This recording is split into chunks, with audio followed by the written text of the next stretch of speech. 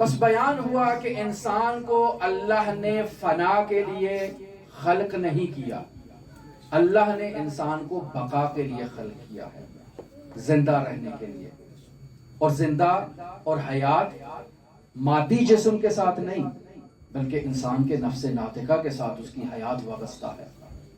یہ جسم کچھ عرصے کے لیے انسان کو دیا ہے، اس جسم نے خاک کے نیچے چلے جانا ہے، لیکن انسان نے ابدی ہو جانا ہے، انسان نے زندہ رہنا ہے، انسان نے نہیں مرنا.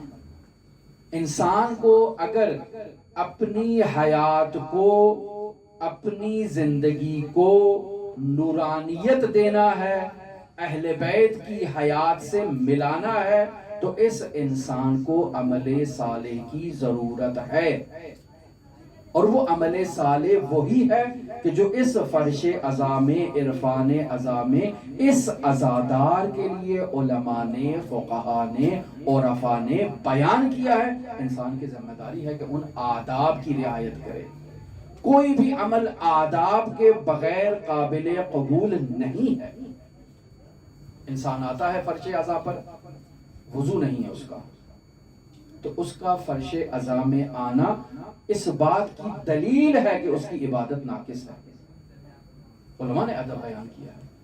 اس فرش عزا میں آنا ہے، سینہ زنی کے لیے آنا ہے، جلوس میں شرکت کرنا ہے، تو انسان کو طہارت کی کیفیت میں ہونا چاہیے. طہارت ظاہری بھی ہو، طہارت باطنی بھی ہو. انسان کا لباس بھی پاکیزہ ہونا چاہیے، اور جس مکان پر انسان عزاداری کی مجلس کو منعقد کرنا چاہتا ہے اس مکان کا بھی طاہر ہونا ضروری ہے. یہ وہ طریقے ہیں کہ جیسے انسان اس محبت کی کیفیت کو حاصل کر سکتا ہے، اور اس محبت کی اور اس جذبے کی اور کشش کی کیفیت کو اپنے وجود میں پائیدار رکھتے ہوئے مجذوب بن سکتا ہے. سید الشہداء کا.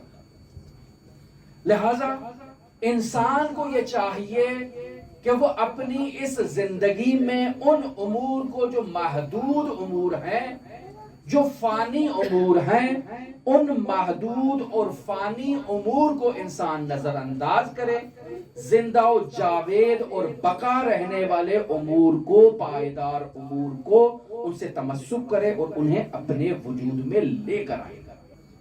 بس اسلام کی بقا کا راز فرش عزا ہے. ما ہرچه داریم از محرم و سفر است، معروف جملہ ہے امام خمینی رحمۃ اللہ علیہ کا. اگر انسان یہ چاہتا ہے اس محرم اور سفر کی معنوی برکات سے فیضیاب ہو، تو اس انسان کو یہ چاہیے کہ ان مجالس عزا کو ان کے آداب کے ساتھ منائے، ان مجالس عزا کے انعقاد میں جدیت کا مظاہرہ کرے. انہی سے انقلاب آیا بھی ہے، انہی سے انقلاب باقی بھی رہے گا. یہ جو معاشرے میں انحطاط کو مشاہدہ کرتے ہیں، بد اخلاقیوں کو مشاہدہ کرتے ہیں، بے پردگیوں کو مشاہدہ کرتے ہیں، اسلامی تعلیمات سے انحراف کو مشاہدہ کرتے ہیں، سید الشہداء سے دوری کا نتیجہ ہے.